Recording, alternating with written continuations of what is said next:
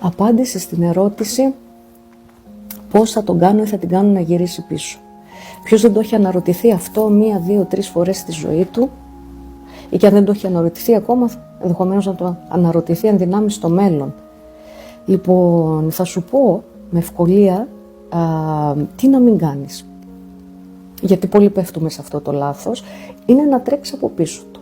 Και δεν εννοώ προσπαθήσεις να σώσεις τη σχέση σου, αλλήμονο, εννοείται. Θα δώσει μια ευκαιρία να συζητήσεις, θα δώσει μια ευκαιρία να θεραπεύσεις ό,τι να θεραπευτεί, να συνεννοηθείς, να δεις που έκανες λάθος, να αξιολογήσεις, να εκτιμήσεις τι γίνεται, να ρωτήσεις, έχεις κάθε δικαίωμα.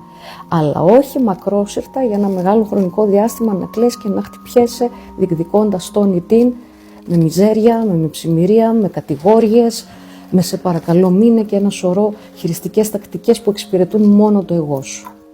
Για όποιο λόγο και να θέλει να φύγει ο άλλος ή η άλλη, σημαίνει ότι θέλει χωροχρόνο ή απλά δεν σε θέλει πλέον στη ζωή του ή τη σε αυτή τη μορφή.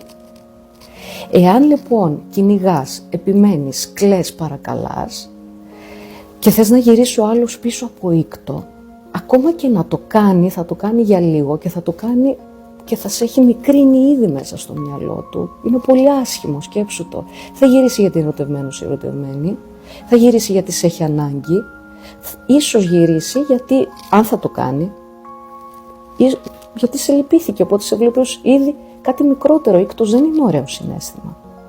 Οπότε δεν κοιτάμε να εκμεύσουμε τον ήκτο ή να χειριστούμε καταστάσεις, τα παιδιά μας, τους συγγενείς, το κοινό μας βίωμα, το κοινό μας πορτοφόλι, το ότι εγώ παθαίνω κατάθλιψη για να πίσω να με σώσεις.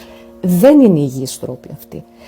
Ούτε για εμάς που παίρνουμε το μήνυμα από τον ίδιο μας τον εαυτό και τη συμπεριφορά μας, ότι γίνεται αιμονή και νοσηρότητα μέσα μας, έτσι, οπότε αρρωσταίνουμε περισσότερο, ούτε για τον άλλον, ο οποίος ήδη έχει φύγει για κάποιους λόγους από δίπλα μας.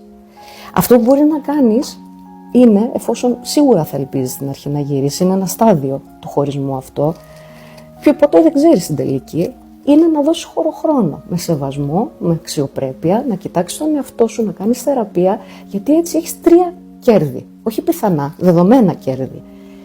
Αν δεν θα είναι το ένα, θα είναι το άλλο και πάει λέγοντας.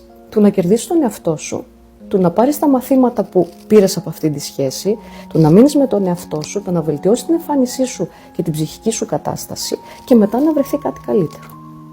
Και ίσως αν επιλέξει αυτός ή αυτή η πρώην, η άλλη, να επιστρέψει στη ζωή σου, θα το κάνει τουλάχιστον γιατί βλέπει μια βελτιωμένη έκδοση του εαυτού σου, όχι αυτό που άφησε πίσω για τους λόγους που το άφησε πίσω. Σκέψου το. Προχώρα. Κλάψε.